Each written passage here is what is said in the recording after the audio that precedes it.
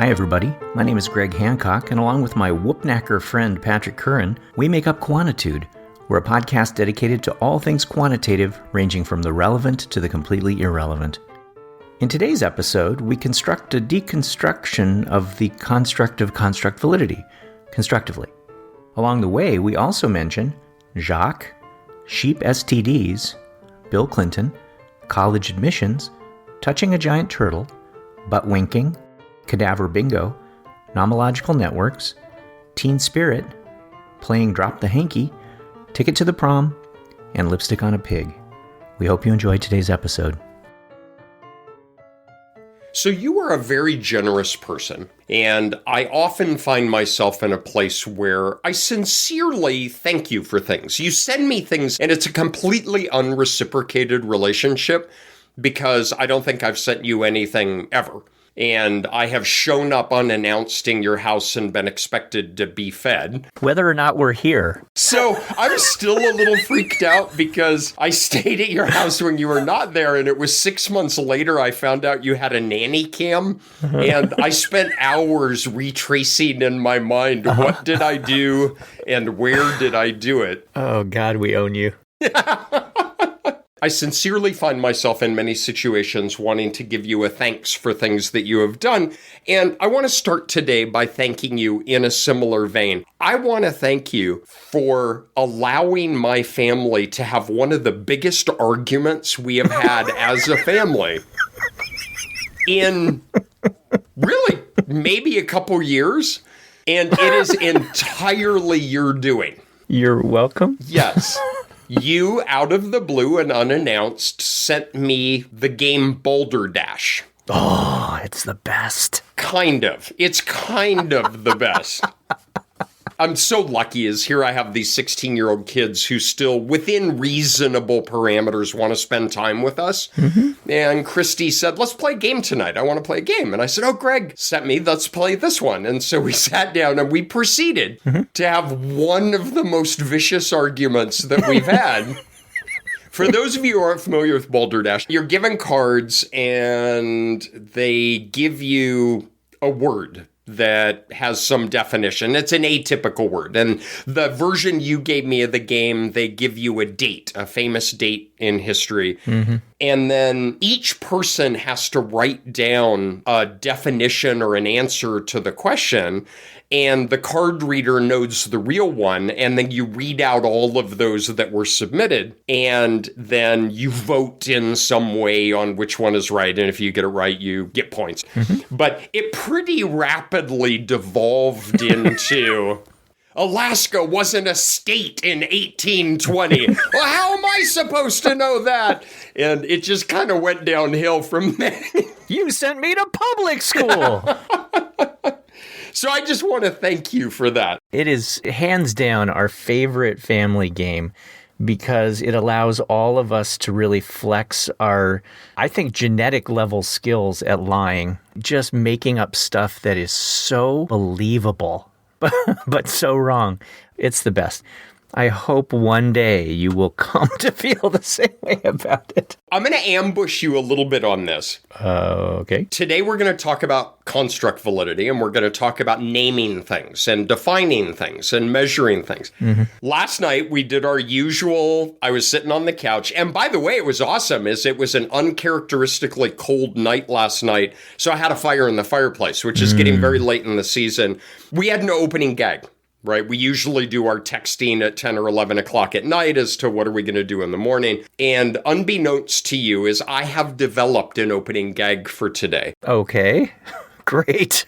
I went to my Balderdash box and it was still filled with all the slips of paper. Uh-huh. All right. I want you to go to your Balderdash box. I'm going to hit pause. Ooh. And I want you to see if there's slips. And I want to give each other some of these word definitions and see if you can identify the correct one. You mean the ones that our family made up? Exactly. The lies. Exactly, okay. The lies. All right. Yep, so I'm going to hit pause, go get it, and then come back. All right, all right.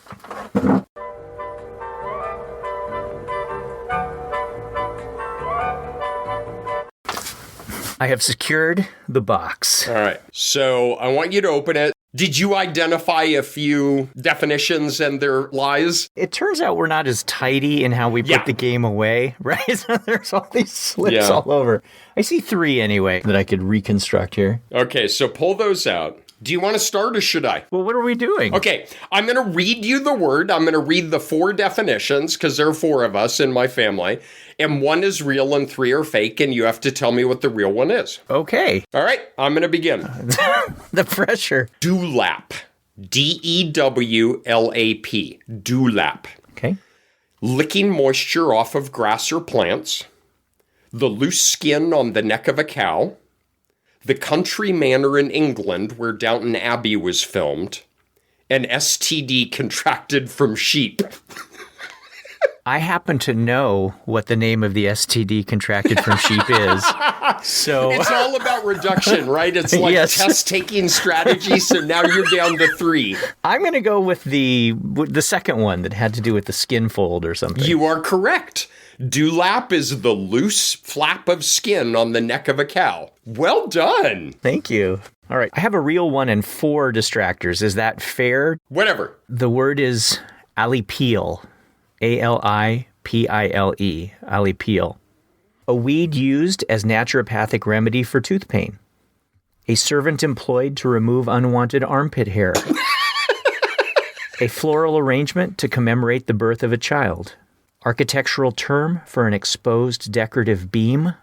And a massage technique used specifically for shin splints. All right, so similar to your knowledge of STDs in sheep, I have an armpit hair specialist, and that's not the word he uses every morning that he comes to the house. I'm going to go with a decorative beam. You would be incorrect. The correct answer is a servant employed to remove unwanted armpit hair. So you might want to let your guy know. I am going to talk to Jacques when he comes back for my afternoon session. Spurple. S-P-E-R-P-L-E. Spurple. A color hue popular among Impressionist painters. A short-lived 1980s sitcom. To run off in different directions. An STD contracted from sheep. I'm playing with 16-year-old daughters. You have to factor that in. It's got to be right sometime. I'm going to go with running off in different directions. Oh, my God. You are correct. All right. All right. The word is whoopknacker. W-O-O-P-K-N-A-C-K-E-R. Whoopknacker. An aggressive, loud-mouthed person. A water-dwelling fowl related to the flamingo. A type of knot once used to tie horses to a hitching post. An Amish quilting style using only 2 colors of fabric. A drunken belly laugh. Whoopknacker. Any of those could be legit. I have memories in college of being called a whoopknacker, so I'm going for the first option. Did you go to college in 1843?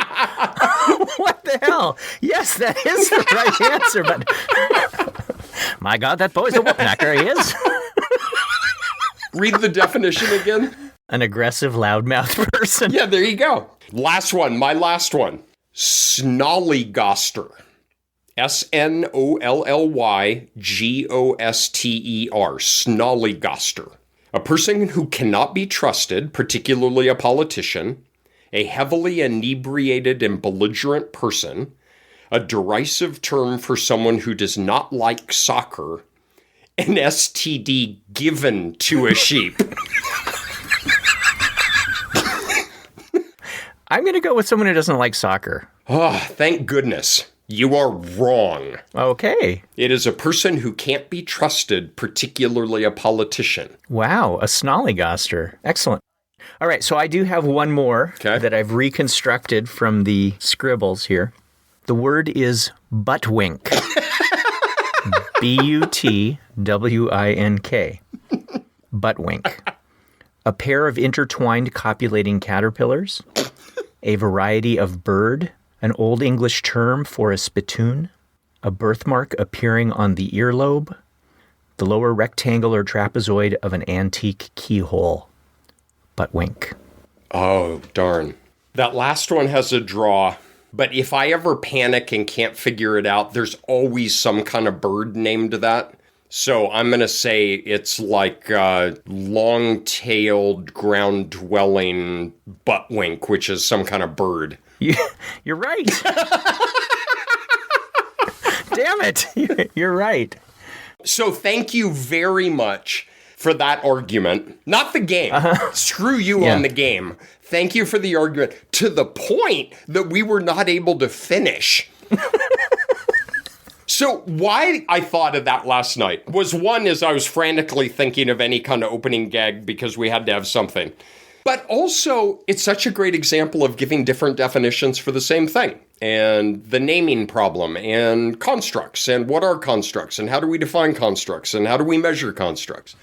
And the fundamental role that constructs play in what is it, how do we assess it, and how do we embed it within a broader statistical model runs through start to finish of everything we do, and just puzzling through that a little bit. I like it. Yeah, construct validity is messy, I would say, because constructs are messy. They're slippery things, right? And our attempt to measure those can be very, very challenging. In fact, even the word validity is something that people say it. It flows out of their mouth as though we all know exactly what they're talking about. But even the word validity has a lot of different components to it, ways that people think about it, misunderstandings about it. So there's a lot here to pull apart for sure. I completely agree. And it is somewhat ironic that there are different definitions of validity, right? It's like, is it any wonder people don't like us in academia? It's like the old Bill Clinton, for those of us in my generation, our generation. It depends upon what the meaning of the word is. Yeah. And it's like that right there. That's why people hate us. But you can think about, like, is your driver's license valid? Is your library card valid? Is it a valid argument? What I would maybe out of the gate start is take an old school Shadish Cook and Campbell. Validity is the approximate truth of an inference. Ooh. So it's not necessarily the truth as God sees it, but the approximate truth. And then what's super important when I teach this in my own research methods class is it is a valence of an inference. So you're making some conclusion, and validity is the approximate truth of that inference. And so all of Cook and Campbell is built around broadly the four types of validity: internal validity, external validity, construct validity, and statistical conclusion validity. And all of those are the characteristics of the inferences that you're making from the specific to the more general. So that'd be my initial pitch of what do we mean by validity. I like that in that it sort of is taking the where the rubber hits the road approach to validity, right? In the end, are you doing the right thing? Or are you doing at least approximately the right thing? Now, what are all the pieces that we have to get in place leading up to you being able to do the right thing? And validity, whether we're talking about construct validity or other aspects of validity, it's not an all or nothing thing. It's not, it is valid, it isn't valid. There are degrees of validity that we need to think about. So when someone says, oh, we have found this instrument to be valid, that's wrong on multiple levels. It isn't valid or invalid per se. It has a degree of validity, and it has a degree of validity specifically in a context for a purpose to be able to reach particular inferences. So I think right out of the gate, we have to loosen things up a little bit. That's another holiday rant that I could go on of just reiterating what you said is how often do we see we used assessment instrument X, which has been proven to be reliable and valid. Mm-hmm. If you're listening and you're thinking about these kind of things in your own work, never write that sentence. You don't prove an instrument is valid. Just as you said, is there's person, place, and time. There are different uses. It could be highly valid in one setting and fundamentally flawed in another setting for the very same items with the very same responses. So never say an instrument has been proven valid and you're going to use it here. Mm-hmm. But let me pan back just a moment. There are a ton of very technical definitions that we can give for this, and it does get very philosophical very quickly. Mm-hmm. And I don't know how much we want to get down into the weeds. I don't know how well prepared I am to go into the weeds. I'm not a philosopher of science. But when I think about construct validity, I think, are we measuring what we think we are? That's it. Done. Yes. All right. Well, thank you, everybody. As always, we appreciate your time. Yeah. Well, that's got two ends to it. Are we measuring? That means that we have some kind of measure in our hand, what we think we are measuring. So then there's some construct, something that we think about, some particular entity, right? Some intangible trait that we think people differ on. And so it is all about the connection between the measure and the thing that we think about, that construct or trait. And we want to make sure that there is a link between those two. And that's a very difficult thing to do for a variety of reasons, but probably core is what is a construct? How do we get at that? How do we validate something by saying, oh, yes, this is related to something that none of us can see or touch? This is one of my favorite things to teach about, especially to undergrads, because a lot of times it's the first time they've thought about these things, and it's really fun to walk a student through some of this stuff. And one thing I really like is start a discussion about saying, well, how does this appear in everyday life? Mm-hmm. And so maybe just as a broad starting point, something I really find interesting, I listen to these news stories on business. I don't have any business background, but for some reason, I just find it interesting, the economy and how it plays in. And I know where this is going. Oh, just leave him out of it. Dr. Michelle said, as long as neither of us raise it. In Los Angeles, I'm Colin Risdall. But for example, what is the economy? So just take out of newspaper today. Is the economy improving or not? Well, first, what the hell is the economy? How do you define that theoretically? Is it in terms of GDP? Is it in terms of national debt? Is it in terms of the quality of the stock market? How do you even define it? The Dow is not the economy, and the economy is not the Dow. And then for whom? I heard a great line, we're in a new roaring 20s right now. For some people, but not for others. So what is the economy? How do you assess it? But then what is the meaning of that? Is that the economy, right? The stock market, is that the economy for an 18-year-old kid working in a fast food restaurant? I mean, we can think about these things of, well, what do you mean by that every single hour that we navigate our day? Something that I'm really interested in, and part of it is some work I'm doing, and part of it is my daughters are approaching college. You've already put one through college, and your boys are approaching college. Maybe something to puzzle through is I'm fascinated by the notion of college admissions. So University of North Carolina, I'm going to round off numbers. We get 40,000 applications in any given year, and we admit 4,000. So if you think about how do you evaluate, rank, and select for promise and potential to succeed at the University of North Carolina? So we can start just pulling things out of the air, right? Someone might say, we value creativity, we value achievement. The University of Maryland says that there are 21 different dimensions that they try to evaluate people on. Is one of those dimensions comfort in touching a giant turtle that 10,000 other people have touched? You're being a whoop-knacker again.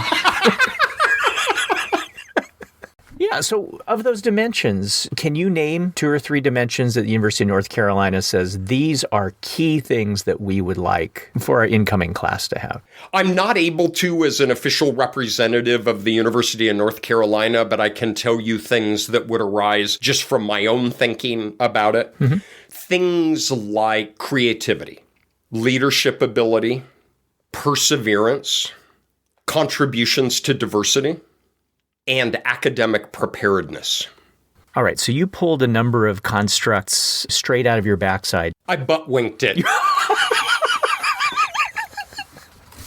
That's good. I'm going to throw a dart at one of these, and I'm going to throw the dart right at perseverance. Seems like a reasonable construct. If by construct we mean it is some intangible trait along which people vary, something that clearly we value and we want to be able to assess differences in for particular purposes. I would imagine, though, if I laid perseverance on a table in front of a bunch of people, I would get as many interpretations of perseverance as there are people. So what the heck do we mean by perseverance to start? Oh, I have no idea. Dude. Okay. But you have shown a clear proclivity to be able to make stuff up. So I'm going to ask you to dig deep. First thing I would do is to say, well, why is it important? The university on-campus experience is challenging. You are exposed to things you've not been exposed to before. You maybe have failure experiences that you've not had before. Mm-hmm.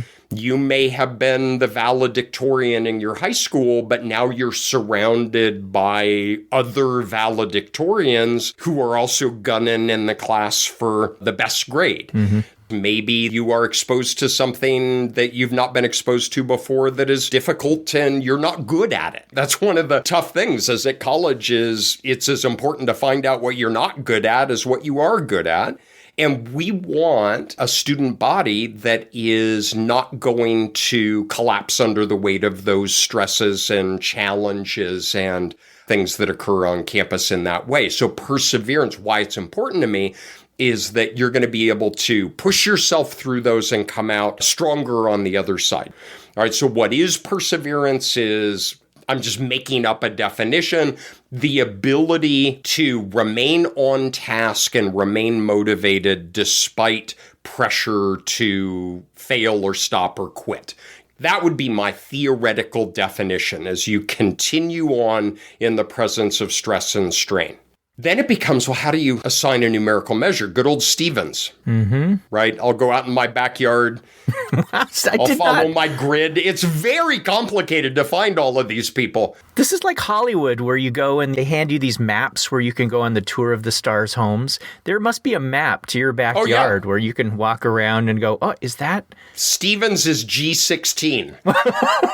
It's like cadaver bingo. Yeah. And so I go to G16 and I drag him in by the rapidly decaying shin and I prop him up. But it is the principled assignment of numbers to observations. So if we define perseverance in a particular theoretical way, then how do we observe the operational manifestation of that? And how do we assign numerical values to that in some meaningful and reliable way? So imagine someone comes to us, as people often do, and they say, here's $4 million. We would like you to develop a valid measure, whatever that means, a valid measure of perseverance. How about if we talk through the kinds of things that we would do to earn for you to earn your 26,000 and me to earn the remaining. So we'll use the same equation for apportioning that we do in the past. Yeah. Hey, the attorneys agreed. So I think of construct validity as having a lot of different pieces to it, right? Even construct validity isn't one thing.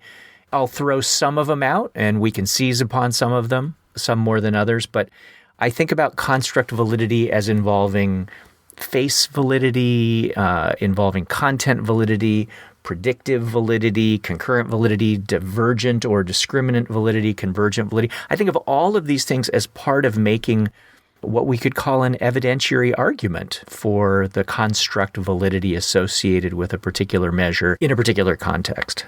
And I love all of those dimensions that you identified. And it's interesting because you can trace the historical roots of this entire conversation back 70 or 80 years at this point. People have been talking about this for quite a long time. But if you talk about what was the first major treatment of construct validity, I think you can trace this back to Crumbach and Meehl. So like 55 or something? Exactly. It was mid-50s. It was a charge from the rather young APA in trying to understand, like out of World War II came all of these assessments, and there was flourishing in the psychological sciences, and a couple of people stepping back and saying, wait. What are we dealing with? How do we evaluate this? And so Crumbach and Meehl, who are two of arguably the most important people in these kind of philosophy of science thing. Paul Meehl, I never had an opportunity to meet him, but his readings I just cherish. But they talked about this thing that they defined as the nomological network. Nomological. And if I remember from clearly the definitional expressions that I demonstrated with the Balderdash cards, is there's some Latin root in there of lawful. I don't remember what it is. Nomo, whatever. It's a sheep STD, actually. that you give to a sheep or get from a sheep, because those are two different things. What it is before you can even begin to think about construct validity, you have to embed that within a theoretical network of constructs. And the nomological part is, how do they relate to one another? And it's very daunting to think in this way, because it's not the case where, hey, Greg, let's come up with a 10-item measure for perseverance because somebody's going to give us some money to do it. This is big ticket stuff. You have to embed this within a theoretical framework of what is it related to? What is it not related to? Why is it important in this system that we're studying? And I think you did really nice touchstones on the face, content, predictive things. So maybe we could pick away at some of those and think about, well, what do each mean individually? Sure. I think the easiest one to address maybe is face validity. I always think of face validity as like a smell test. Does it smell like perseverance? Does it look like perseverance? Does it smell like teen spirit?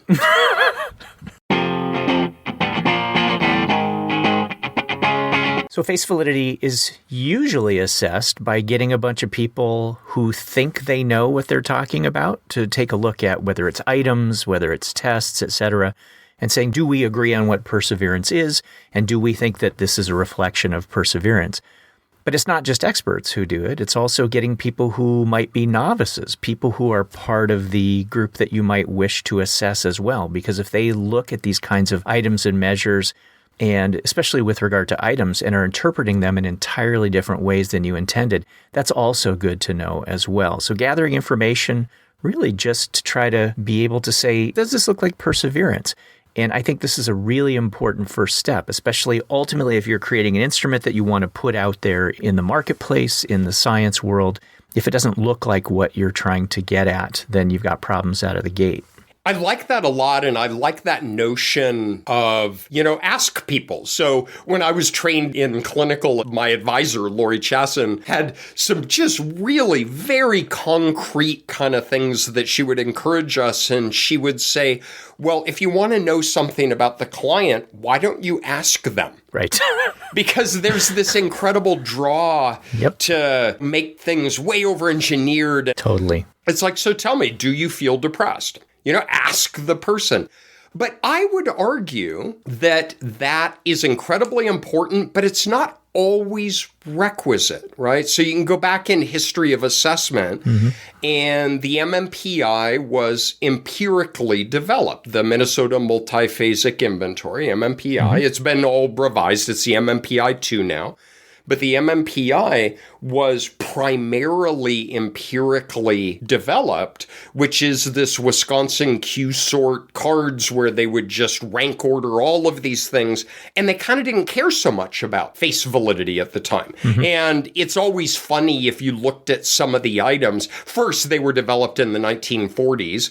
So there are a lot of colloquialisms from that time. But also a lot is, why on earth is this item on this subscale? And the answer is because it discriminated subgroups. Right. One of my all-time favorite items, and this is a legit item, is, do you enjoy playing drop-the-hanky?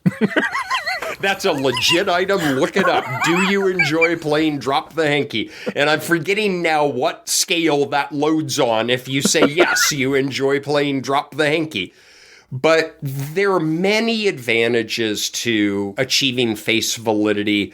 And not a minor one is, if you're giving this instrument to an individual to fill out, you don't want them to look at it and say, why are you asking me this question? What does this have to do with anything? There are advantages in face validity of, yes, if we're measuring perseverance, these are certainly items that seem like assess that. But I also feel like there's a buy-in that you're not putting a respondent in an awkward position of saying, why on earth are you asking me this? This is irrelevant to why I'm here. Following up on one of the things that you said, if you don't have face validity, it still might be getting at the construct that you care about. Is that fair? That's exactly right. I would say the opposite is true, though, importantly, and that is that just because something has face validity doesn't mean it is getting at the construct that you care about.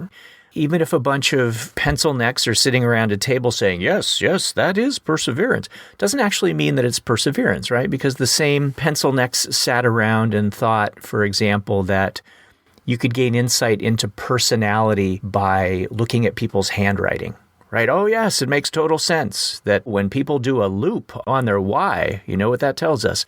Or the same people who thought that bumps on the head might provide particular insights. Hey, leave phrenology out of this. It's coming back. So face validity is not enough. I would say it's important, but it's not a gatekeeper. Yep. There are situations where you can lack face validity and it's still valid and reliable, but more often than not, you need to be face valid. And to me, that kind of gets you into the building. That's the ticket to the prom. No one's going to talk to you otherwise, right? Exactly. It's almost like a sequential job interview as we've reviewed your 20 items and we agree these appear to tap into the construct you say you did. Now you're going to go to the next phase of evaluation. Okay. So what is the next phase? Is it content validity? Is that? Yeah, let's go with that. Well, content validity is sort of like what it sounds like. You want to make sure that you're covering all aspects of the construct that you're interested in. We'll come back to the perseverance one in a second. I don't know anything about perseverance, but I just want to stop right now. And you get a 1. No, please go ahead, quitter. Yeah. Like depression, for example. If someone said that the construct we are interested in is depression, what would give us content validity around that? Because depression has physical manifestations, it has emotional manifestations, it has cognitive manifestations.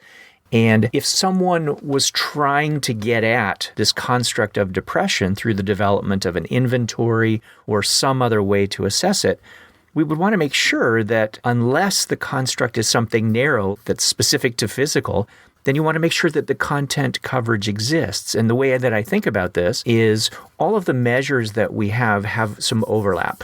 And the constructs that we're trying to get at often live in the overlap.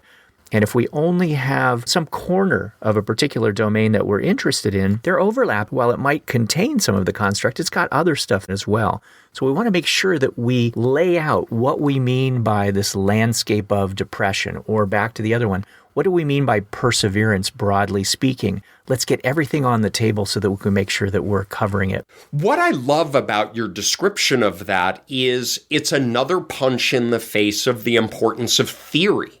Because you can't do anything of what you just described without having some theoretical model. Mm-hmm. What do you mean by depression? So there's depressed affect. Are you sad? Do you have hopelessness about the future? Do you feel helpless about your ability to address it? Beck's cognitive triad of having depressive visions of the past, present, and future, right? You need a theory. But as you say, there are also hypochondriacal dimensions to a depression. But then do you include anxiety in depression, or is anxiety a separate measure? Or is anxiety correlated with depression? Mm-hmm. And so part of that nomological network, but not depression. And then where does social withdrawal go? Is social withdrawal a separate entity itself? So now you have social withdrawal, depression, anxiety. All of that is dictated by a theoretical model. It always drives me a little crazy when you're part of a project and somebody says, well, we developed a 10-item scale for this, and the death knell for me is, well, it's reliable. Yeah. Chromebox Alpha was 0.82. You know, it's like, okay, wow, that comes like 32 steps later. So what I really like is that notion of you have to have a theoretical model before you can even talk about content. What are these dimensions? A lot of times what this gets you into is univariate versus multivariate expressions of your construct. So what I just described in depression is there just a unidimensional construct of depression, or is it bidimensional? Do you have depressed affect and hypochondriasis? Is it tridimensional, where you add anxiety onto that? And so I feel like content is often linked to dimensionality. And it also relates to, we can think about a set of items used to assess a particular construct as, in an idealized world, a random sampling of a universe of items. Now, that never happens, but Do we have a representative sampling of items that covers the content domains that our theory dictates exist? Yeah. And what we're worried about right now in this part of the conversation, I would say, is construct underrepresentation, that we don't have everything on the table that is relevant. We do run the risk, and this comes back to the nomological net issue, we run the risk of putting things on the table that don't belong. And that can happen when we don't have a well-defined theory. That can happen even if we think we do have a well-defined theory, right? We can introduce construct irrelevant kind of variants into this. One of the examples that I often think about is someone who is interested in developing a math test. And the math test is getting at people's ability to manipulate numbers.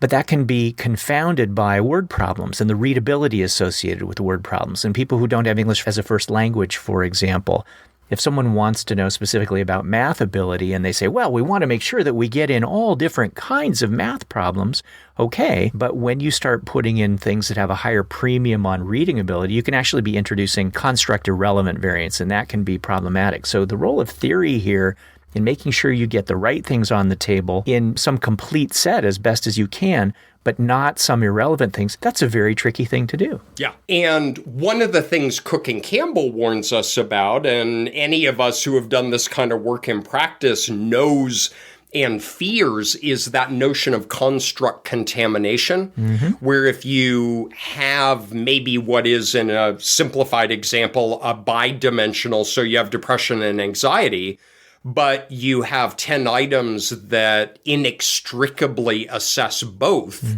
then you have a contaminated assessment of your construct. And not only do you not reflect the theoretical thing that you believe to exist, but remember, the whole point is to take these numerical values and take them elsewhere to do other things with, put them in a model, put them with other things in a correlation matrix, whatever it is you're going to do. And if you have construct contamination, you're going to occlude both predictor and criterion kind of relations because you've functionally taken two buckets of paint and have mixed them together, and you can't get it back out. Maybe we can't get them back out. You may have a theory that's not very well defined and you think that they belong together.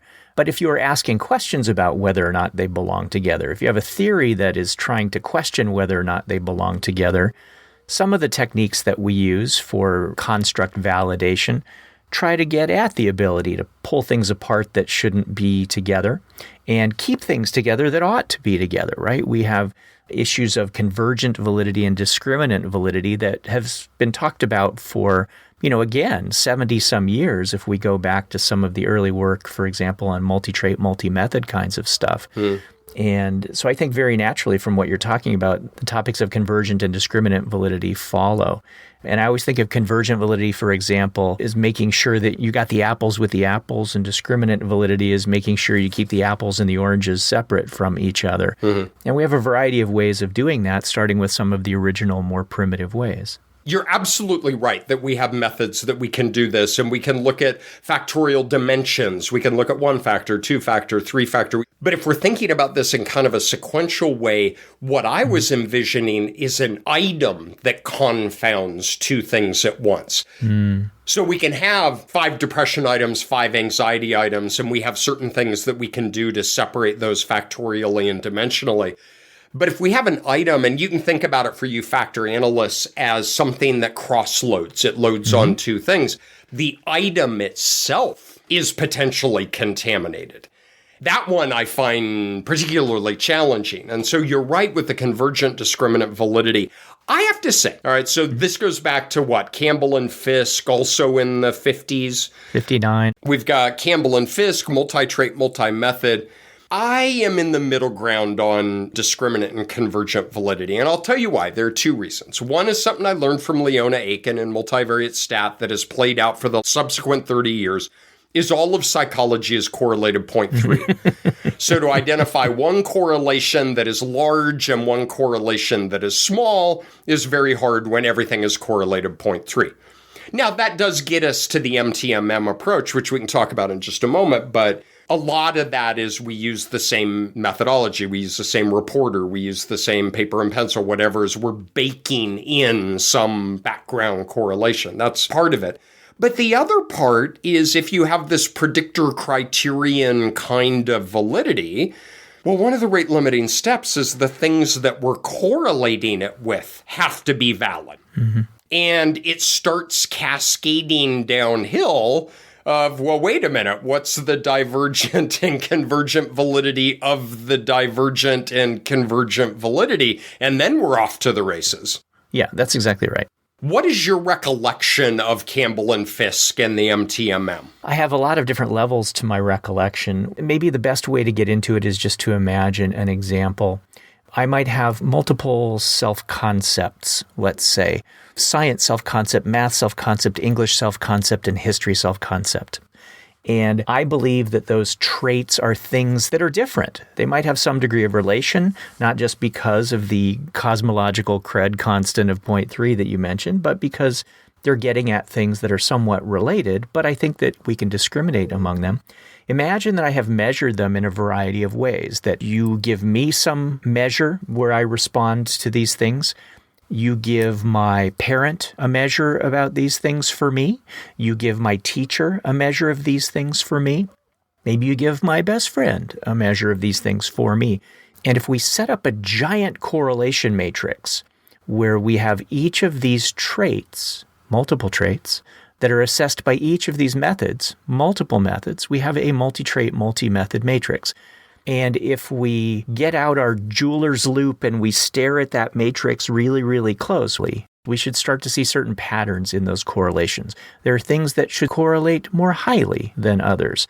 If we have, for example, my measure of my science self-concept and your assessment of my science self-concept and my parents and my teachers, we would expect those kinds of things to correlate relatively highly because even though they're using different methods, they are of the same trait.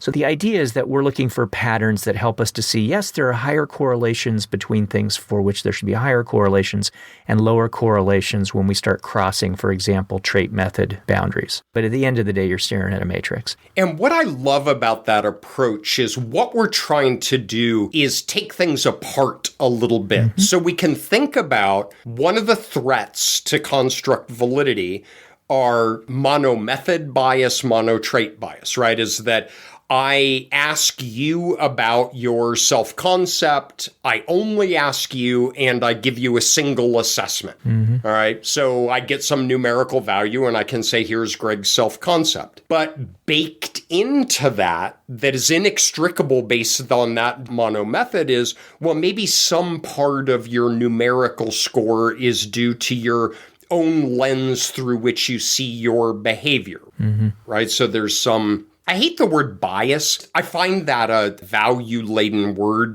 Agreed. I've done some work in this area with colleagues in Ballard taking the lead. We've recast that as perspective. You have a perspective, your spouse has a perspective, your teacher has a perspective. And so the MTMM model, which you're right, I love the jeweler's loop thought of looking at the matrix because Campbell and Fisk, that's what they were doing in the late 1950s. And we are now able to fit some formal models to that in a confirmatory factor model where we have a layer of latent variables for the traits, a layer of latent variables for the methods, and we link them to the appropriate items. And for you psychometricians, it's kind of a bifactor model, but there's some complexities to it. Mm-hmm. But what it is you're trying to partition that part of the response that's attributed to the trait, that part of the response that's attributed to the method, and you're able to better refine that convergent, divergent validity in a formal psychometric model. Unfortunately, I think it's one of those things that's profoundly powerful, but we don't often do. It's hard to get mom, dad, kid, peer, and teacher report mm-hmm. so that you can do these kinds of analyses. But incredibly important to do so, right? To plan to do these kinds of things, to get multiple reporter things or multiple methods of observation. If I'm going to study maternal warmth, I'm not just going to ask mom how warm she is toward her new infant. I am also going to do observations, possibly video recordings and codings of that. I want to try to triangulate in on this and not wind up sort of painted into one corner of the particular domain that we're interested in here. So if I am interested in perseverance, coming back to that, how do I know that perseverance is something different from, or is it the same as, grit? How do I know that these are different from, or are they the same as hardiness? And we could probably list a number of other things that people invest a lot of energy into trying to define and differentiate. But I think it's our job to try to figure out, well, are these things related the way they ought to be related? Are they differentiable? Are they different in ways that they ought not to be? Do they relate differently to other things in ways that help us to believe these are different entities? So there's a lot of stuff that needs to go on here to try to establish both convergent and discriminant validity. And I love that you described the confirmatory factor approaches to multi-trait, multi-methods, because that's where you start to be able to create something that is more than the jeweler's loop, right? You have models that are testable, potentially falsifiable, or at the very least, models that can try to parse out what we might call method effects, or at least control for those, so that we can focus on the ability to discriminate among, or fail to discriminate among, a number of other traits that we're interested in, because otherwise method variability might be kind of messing up our ability to be able to do that. And to throw a line back to a prior episode and some things that have come up subsequently, I view this as one of the huge advantages of integrative data analysis, because when people talk about MTMM kinds of approaches, you often think about a single study. So you get parent, teacher, peer report and self-reporting, you do all of this. Well, a big advantage of combining independent samples into a joint sample and fitting models to that is you can have a natural way of having different contributing studies, have different methods of assessments, have different reporters, use different measures. So another confound we build in is it becomes this kind of tail wagging the dog. These 10 items measure depression because depression are represented in these 10 items which measure depression. It gets like completely circular. It measures what the items assess.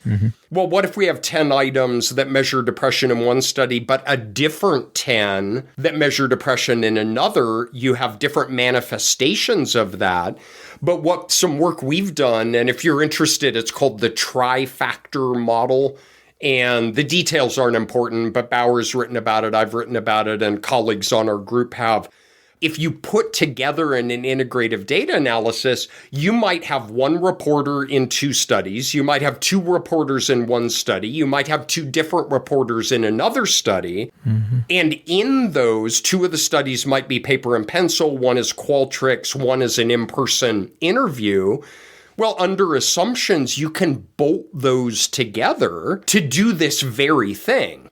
So all of this is just a reminder that there are ways that we can do this using existing data. It's the different blind people feeling the elephant, is if you can put together 6 studies that have these different characteristics in the assessment, you can have vast contributions to construct validation. Absolutely. And knowing that you can do that, it can shape how you plan to do some of your construct validation studies, right? That from this site or from this team or from this, we're going to get these particular pieces. So you can actually plan to map out the elephant in very, very systematic ways that help you to provide evidence toward the construct validity. Yeah, I love that. Is everything I've been talking about is, hey, I found this one, I found this one, I found this one. But say you find 2 other people who you like and work well with, and you design a study where each of you gets self-report from the adolescents in your subpart of the study, but one also gets parent, another one also gets peer, and another one also gets teacher. And then 2 years from now, you get back together and you have that multi-trait, multi-method matrix. I think there's great promise out there. But going back to your question about what is perseverance, how do you know if you have perseverance? The crazy thing is, and you alluded to this in one of your statements, but, we get back to it depends. I think the point that you just made really is the important tie-back point. One of the first things that we talked about was validity in terms of validity for what? And, what are we trying to do with these kinds of ultimately scores that we believe are representing a construct? And the answer depends so much on context, the person, the place, the time, the purpose that we are doing. I think there's some things, if they're walk-away points, that I would encourage that we all think about, myself included in my own work, is an instrument is not valid or not valid. So just reiterating a prior point is for whom, when, in what circumstance, serving what purpose. Another point is this is a constantly evolving process where theories change. Theories are updated, theories are refined. And if one thing we hopefully have communicated in the last bit of conversation is that the theory and the assessment and that nomological network are all functionally linked with one another. And so as we refine our theories, our measures should change. You can think back. What was something that we thought it was 5 years ago, and there's some new theoretical development, and we can refine that. And maybe we just change our description of what those items represent, but maybe we have to revise our items. We have to add items. We have to remove items, whatever that might be. So it's a constantly evolving process that the assessment is inextricably linked to theory, and theory is inextricably linked to the assessment. Which means that however hard we work to try to gather evidence for the validity of something that we have right now, that evidence has to be revisited. Right? Validity, this is going to sound really corny, but validity is a journey. It has to be a process. And it's not a process that you go through and then when you're done, you go, wow, we just did something great. It's something that has to keep being revisited because contexts change, times change. Things that we were assessing a while ago don't mean the same thing.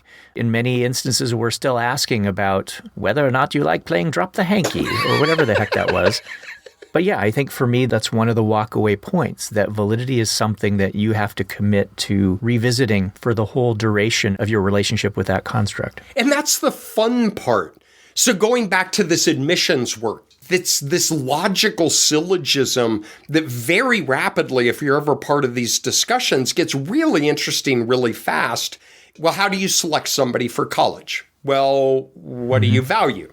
I really can't tell you what I value until you tell me what kind of person we want in college. And then you say, well, for that, what's the purpose of college? Who do we want to turn out? Mm-hmm. Well, you work yourself back and all of a sudden, within a matter of minutes, you're saying, well, why does a kid go to college at all? That's right. I don't know if you get these. With the pandemic, we haven't had the backyard picnics and things that we usually have, but we have indirect ones. And I find it really interesting is my wife and I are both university professors, and we put the least amount of pressure on our kids for what they should be doing now to prepare for college than any of their friends. Right. And their parents, I have to try really hard to not talk in these kind of settings because the firmness in the belief of what a kid should be doing in high school to prepare for the application so that they're going to get in, it's really sometimes overwhelming. And my daughters themselves say, oh, I feel so bad about so-and-so because her parents are making her do this and that and the other because it's going to look good on her college application. Yeah. We need more extracurriculars. We need more community service. Exactly. And it's this whole thing of, well, to look good on your college application. Well, what do you mean? Right? That's what you should always ask yourself. What do you mean? Right? Because that is construct validity. It'll look good. Well, what does it represent? What does that experience indicate? What does that reflect as promise and success in college? This is stuff that we deal with on a daily basis. We should not only in our own work respect, right? There are things that we should respect, and that is a big one, is respect construct validity, but also be passionate about it. This is what we do, right? Is this subsumes everything. You can do the craziest ass bivariate latent curve model with structured residuals, but if you blow construct validity, dude, you're done. Absolutely. Wow, you modeled the shit out of something, I don't know what it is. A random number generator. Yeah, that's right. Woohoo! Right? There's individual variability and developmental trajectories of crap.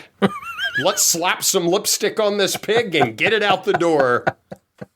On that note, respect it, embrace it, and have fun with it, because I really do think this is one of the fun parts of our day job. What do we believe to exist? How do we believe that that is manifested? How do we principally assign numerical values to that? And how do we use those in some meaningful and thoughtful way? That's why people give us money when we get up in the morning, and I think that's the most fun part of our job. totally agreed. All right. Wow, I butt-winked that out, huh? I was waiting for that. I have a new word, man. I just love, this is the most symbolic part, that you're just going with your own definition of butt wink. Even though there is a well-established one, you're going with your own. As always, thank you, everyone. We really do appreciate your time. Oh, that must be your ollie peel, Jacques, here to remove your unwanted armpit hair. Oh, man, it's 11:30. You are exactly right. He was just here at 8.